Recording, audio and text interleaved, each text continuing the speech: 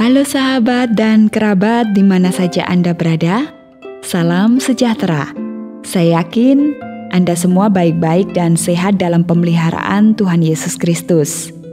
Selina menemui Anda lagi dalam acara Kata dan Nada, mengurai makna, melukis rasa.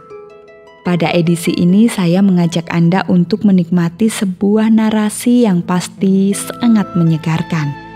Judulnya, Mengintip dimensi-dimensi kehidupan anak.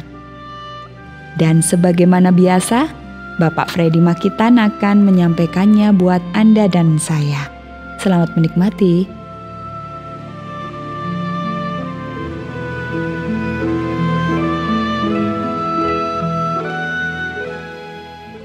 Mengintip dimensi-dimensi kehidupan anak. Di perumahan kami, kurang lebih 5 meter, di depan teras rumahku ada jalan umum. Jalan ini menjadi tempat favorit sekelompok anak-anak yang hampir setiap sore datang dan bermain apa saja sesuka mereka. Bermain bola, kejar-kejaran, bersepeda, dan lain-lain. Duduk santai di teras rumahku, aku memperoleh pemandangan baru dan inspiratif. Anak-anak itu bermain amat gembira, layaknya sekumpulan burung yang kegirangan melompat-lompat dari ranting ke ranting pada sebuah pohon sambil berkicau tak henti-hentinya. Herannya, sekalipun sambil membaca buku, aku tidak pernah terganggu oleh noise tinggi dari suara ramai anak-anak itu. Kadang aku berhenti membaca dan memperhatikan apa saja yang anak-anak ini lakukan.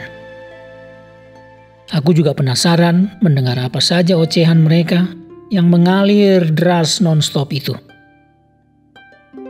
Lama-kelamaan, kehadiran para bocah ini menjadi entertainment baru buatku di sore hari setelah lelah bekerja sejak pagi-pagi buta. Jadinya, aku malah rindu anak-anak ini datang lagi dan bermain di depan rumahku. Mengamati mereka yang riang gembira, aku juga terpancing mengenang masa kecilku di kampung halaman yang menyenangkan dan masih kuat berkesan indah di hatiku. Sulit memang memisahkan anak-anak dari hal bermain. Mereka memang butuh makan, tidur, belajar, tempat bersandar, tempat mengadu, dan kasih sayang, serta perlindungan orang tuanya. Namun mereka juga butuh bermain, entah bermain sendiri, entah bermain bersama teman. Dan bermain bersama teman itu memang lebih asik dan lebih penting dari yang lain. Ya, anak-anak sepertinya tidak punya beban dan masalah apapun. Sementara aku ini hampir selalu dalam situasi yang cukup menegangkan karena tugas-tugas dan tanggung jawab yang berat. Apalagi kalau ada tantangan atau tertimpa masalah yang harus diatasi. Di saat-saat itulah aku agak cemburu memandang anak-anak yang bermain bebas dan ceria tanpa beban apapun. Dan dari pengamatanku atas kehidupan mereka, aku temukan beberapa hal menarik. Yang pertama, anak-anak memiliki kepastian akan tempat mereka bersandar dan berharap. Ya, anak-anak memang punya tempat yang jelas yang menjadi sandaran dan tumpuan harapan, tempat untuk mereka mengeluh dan meminta.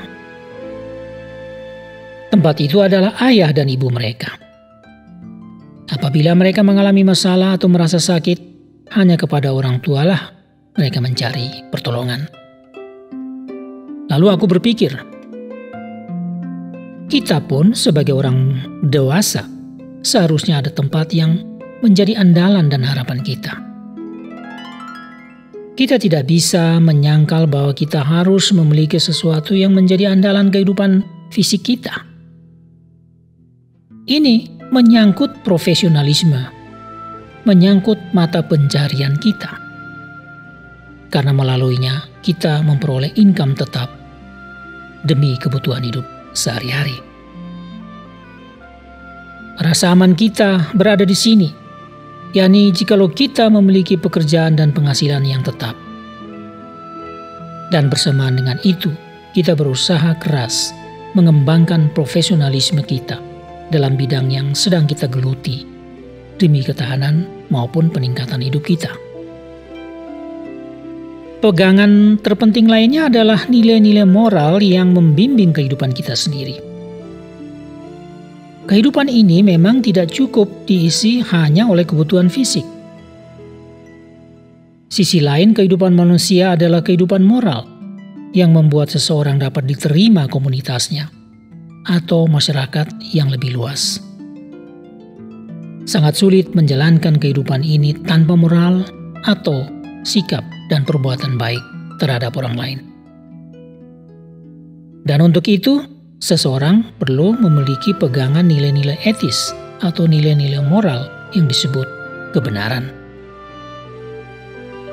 Melakukan apa yang benar dan apa yang baik seharusnya menyertai pekerjaan dan profesionalisme setiap orang untuk mempertahankan atau meningkatkan hidupnya.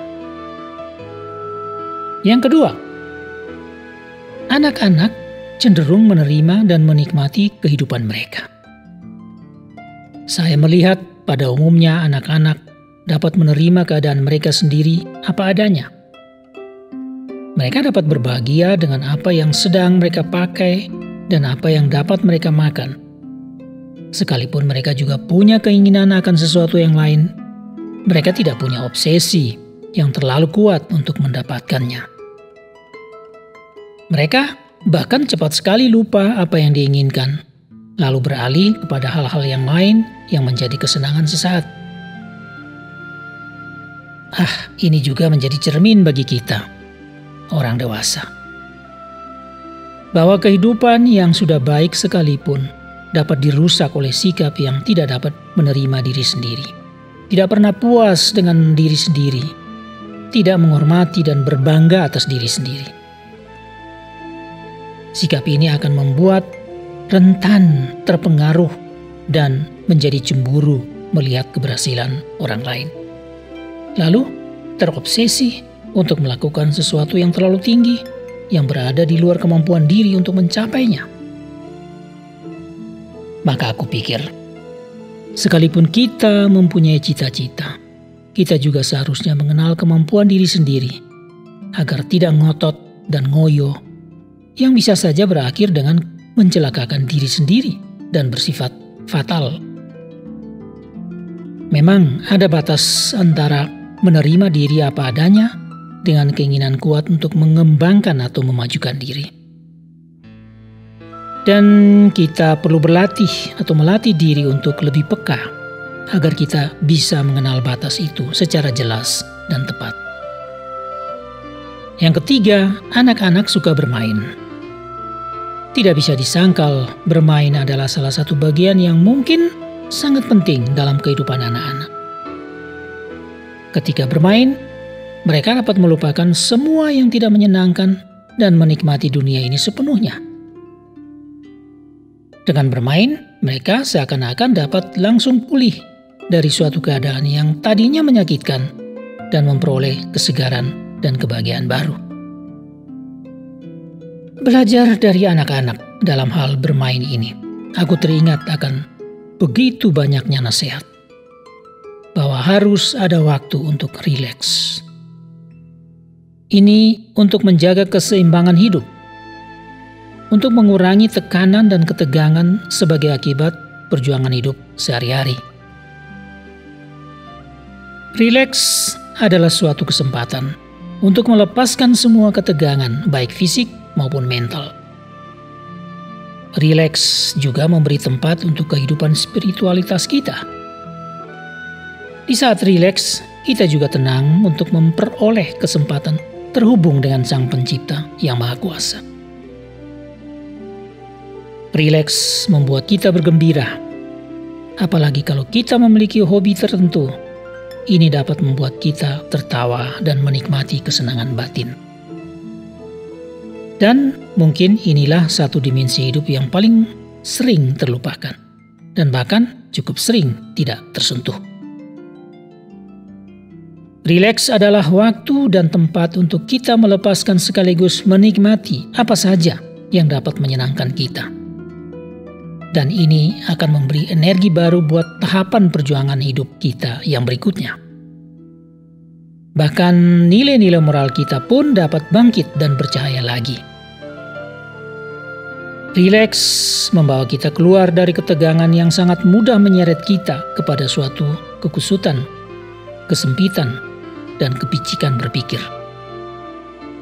Nah, saya yakin ketiga dimensi penting dari kehidupan ini, yaitu profesionalisme dan moralitas sebagai andalan pribadi, penerimaan dan penghargaan atas diri sendiri, serta rileks yang memberi energi baru, pasti dapat menolong kita untuk meningkatkan kualitas hidup kita. Wah, betapa menyenangkan mendengarkan narasi yang begitu menggairahkan hidup ini, mengintip dimensi-dimensi kehidupan anak. Saya mendapatkan 3 frasa sebagai kata-kata kunci dari narasi tadi, yaitu tempat bersandar, menerima keadaan, dan rileks. Luar biasa. Oke sahabat, waktu terus saja mengejar kita. Sudah saatnya kita kembali ke aktivitas kita masing-masing. Tetapi sebuah lagu rohani yang berjudul Ku Bersyukur disampaikan oleh Talita Dodo akan menyegarkan kita sebelum berpisah. Terima kasih atas perhatian Anda. Dan akhirnya, saya Lina Puspitaningsih mohon diri sampai berjumpa lagi di ruang kata dan nada. Have a nice day.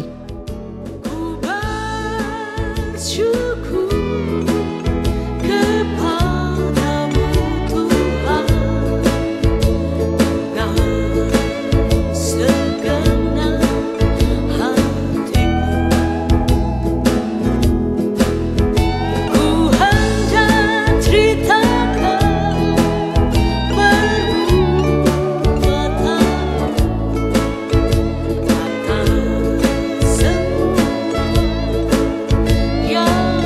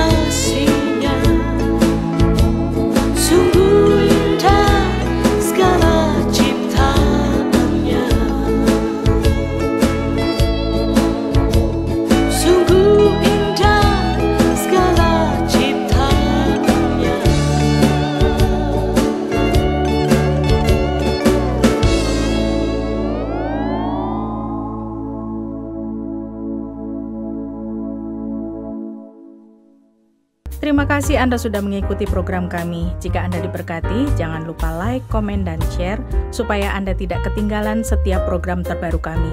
Jangan lupa juga untuk subscribe channelnya dan nyalakan loncengnya. Jika Anda ingin mendukung pelayanan kami, bisa melalui rekening kami berikut ini atau menghubungi kami di sini.